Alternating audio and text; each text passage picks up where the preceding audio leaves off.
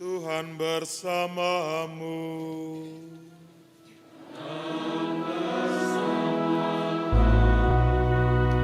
Inilah Injil Yesus Kristus menurut Santo Matius.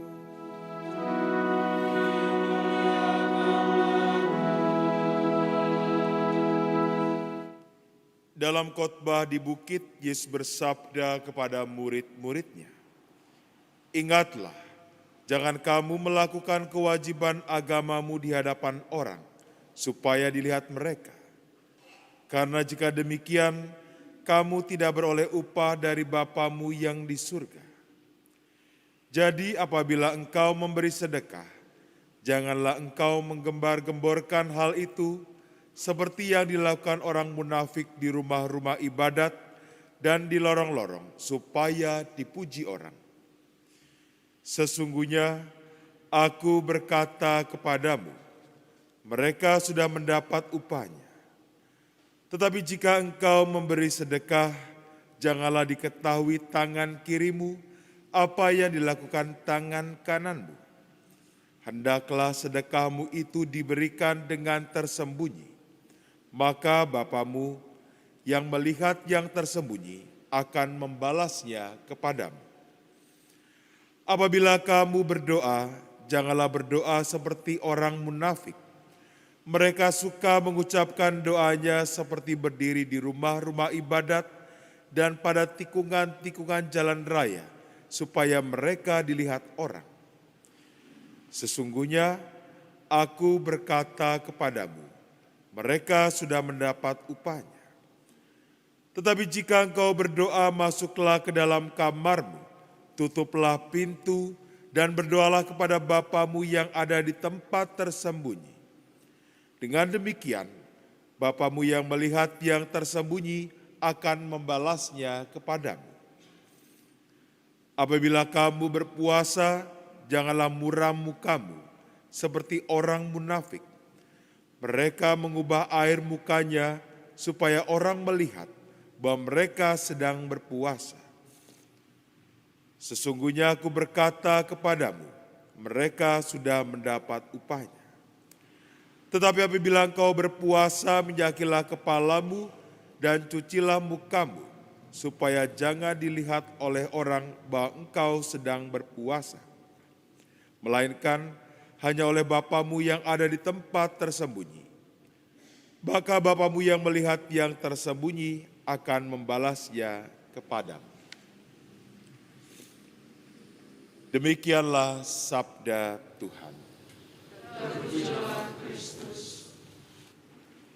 Suster, bruder, Bapak, Ibu, saudara-saudari, rekan-rekan muda dan adik-adikku yang terkasih dalam Kristus. Ajakan bertobat menjadi sebuah tema yang kita dengar dalam 3 bacaan ini. Bacaan pertama dari kitab Nubuat Yoel, dikatakan, "Berbaliklah kepadaku dengan segenap hatimu, dengan berpuasa, dengan menangis dan mengadu. Koyakanlah hatimu dan jangan pakaianmu. Berbaliklah kepada Tuhan Allahmu, sebab Ia pengasih dan penyayang." Bacaan kedua, Rasul Paulus kepada jemaat di Korintus juga mengajak umat untuk kembali kepada Allah, bertobat. Dan bacaan Injil semakin menekankan hal-hal yang harus dilakukan. Bersedekah, lalu juga ketika bersedekah jangan tunjukkanlah apa yang dilakukan oleh tangan kananmu terhadap tangan kirimu.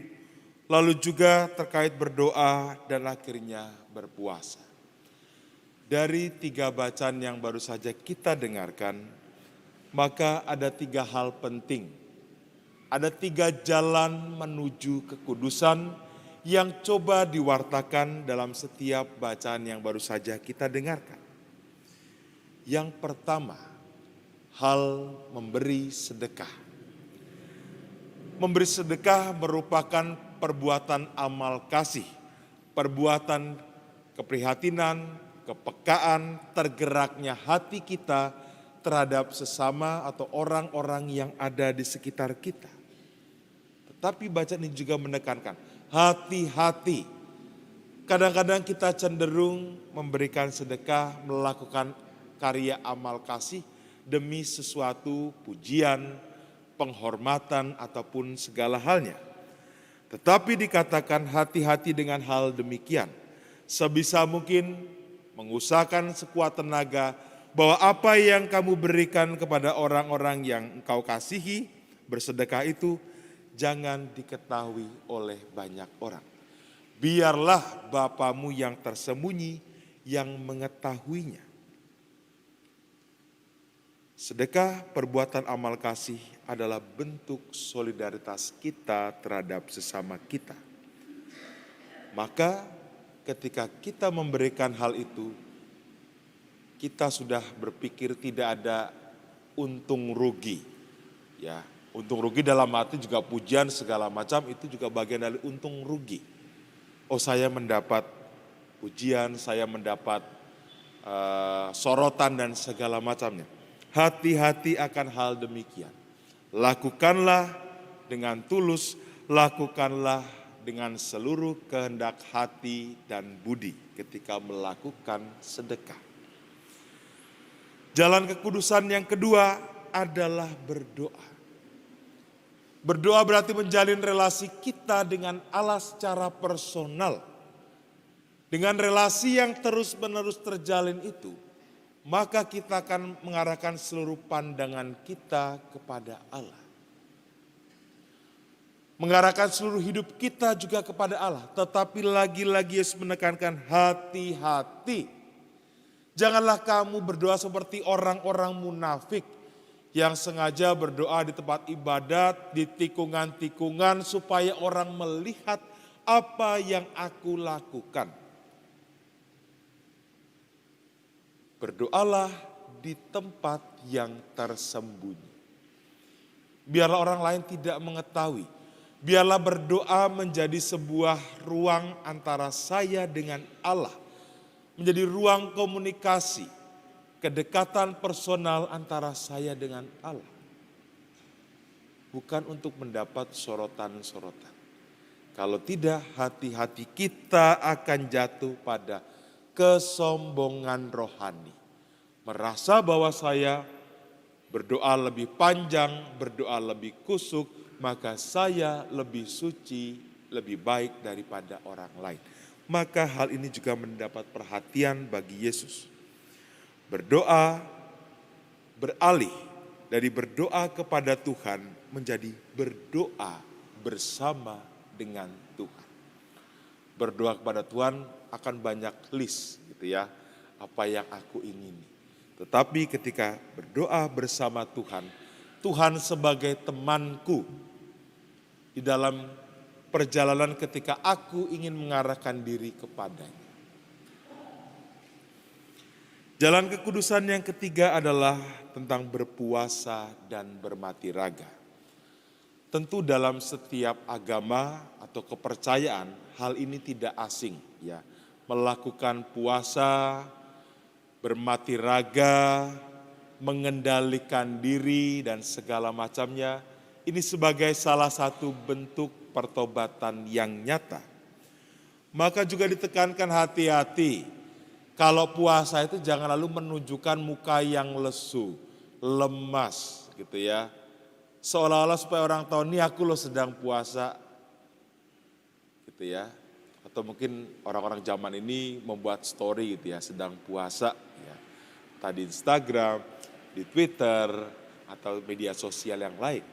Tapi hati-hati, untuk apa? Karena ruang saya bersama dengan Allah itu ruang yang personal. Kita bisa menutupi kerapuan-kerapuan kita, kepalsuan-kepalsuan kita kepada orang-orang di sekitar kita. Tetapi tidak dengan Allah. Allah mengetahui segala sesuatu. Jadi ketika berpuasa ya minyakilah rambutmu, basuhlah wajahmu supaya seakan-akan dia semua seperti biasa saja. Biarlah ruang pertobatan ini menjadi ruang bagi saya dengan Allah secara personal. Bukan untuk orang lain, bukan untuk mendapat pujian. Kalau untuk mendapat pujian bukan melakukan puasa dan mati raga. Karena ini ruang personal antara saya dengan Allah. Dengan demikian, kalau dirangkum 3 jalan menuju kekudusan, yaitu sedekah, doa, dan berpuasa, maka yang perlu kita cek lagi adalah sejauh mana aku menjadi sentral, pusat dari seluruh pertobatan. Kalau masih pusatnya adalah aku, maka kita masih melakukan 3 hal ini untuk puji-pujian, untuk hal-hal lain, supaya orang memberikan perhatian lebih kepada kita. Tetapi ketika ini semua demi Allah, maka hal-hal yang kita lakukan 3 hal ini harusnya tidak ditunjukkan dan tidak masalah ketika orang tidak merespon itu. Suster, bruder, frater, Bapak, Ibu, saudara-saudari, rekan-rekan muda dan adik-adikku yang terkasih dalam Kristus. Kita memulai masa pertobatan kita. Kita melakukan pertobatan kita dengan pantang dan puasa. Ya, kita sudah tahu apa yang menjadi kewajiban atau siapa saja yang berpantang dan berpuasa. Karena ini menjadi bentuk dari poin yang ketiga, berpuasa, berpantang, bagian dari pertobatan kita. Maka berpantang dan berpuasa itu bukan suatu hal yang latah. Artinya dari dulu turun-temurun, dari agama manapun, kepercayaan manapun, ya kalau mau bertobat melakukan hal itu. Saya mengutipkan hal yang menarik dari Santo Ignatius Loyola terkait dengan pantang dan puasa. Yang pertama, pantang dan puasa berarti menyilih dari dosa-dosa kita di masa lalu. Tentu setiap dari kita tidak lepas dari segala kerapuhan, kelemahan diri. Maka ketika kita berpantang dan berpuasa, berarti kita menyilihkan dosa-dosa di masa lalu kita. Artinya ada sebuah kehendak baik dalam diri kita untuk semakin dekat dengan Allah. Yang kedua, berpantang dan berpuasa berarti mengalahkan diri, menaklukkan diri, mengatur diri. Supaya segala sesuatunya tidak harus saya dapatkan. Ya, oh saya punya kecenderungan seperti ini. Saya cenderung makan yang banyak misalnya ya, saya kurangi. Ya, saya cenderung membeli barang-barang yang tidak penting. Apalagi kalau sudah buka online shop gitu ya, rasanya semuanya menjadi penting. Nah, menahan diri, mengalahkan diri, menaklukkan diri. Supaya segala suatu hal yang kita lakukan bukan berpusat pada diri, tapi Allah yang ada bersama dengan aku. Dan yang ketiga, berpantang dan berpuasa dalam cara pandang Ignatius adalah cara untuk mendapatkan suatu rahmat. Rahmatnya apa? Buah-buah pertobatan tadi. Memang kita melakukan pantang dan puasa karena kita ingin kembali kepada Allah. Karena kita ingin tinggal bersama dengan Allah. Merasakan kasih Allah yang luar biasa. Dan ini kita usahakan. Ada usaha dari manusia dan ada rahmat dari Allah dan bertemu di tengah-tengah. Kita tidak hanya mengandalkan rahmat Allah, tapi kita tidak berusaha. Atau kita berusaha semaksimal mungkin tapi tanpa kita mengandalkan rahmat Allah. Itu juga tidak. Maka segala sesuatunya menjadi kesatuan. Suster, bruder, frater, Bapak, Ibu, saudara-saudari, rekan-rekan muda dan adik-adikku yang terkasih, dalam beberapa waktu ke depan kita akan bersama-sama retret. Ya, retret dalam arti kita ingin mengarahkan diri kepada Allah dalam masa-masa tobat kita. Dan semoga Allah mendukung kita Allah memberkati kita dalam masa-masa penuh rahmat ini untuk semakin mendekatkan diri padanya. Amin.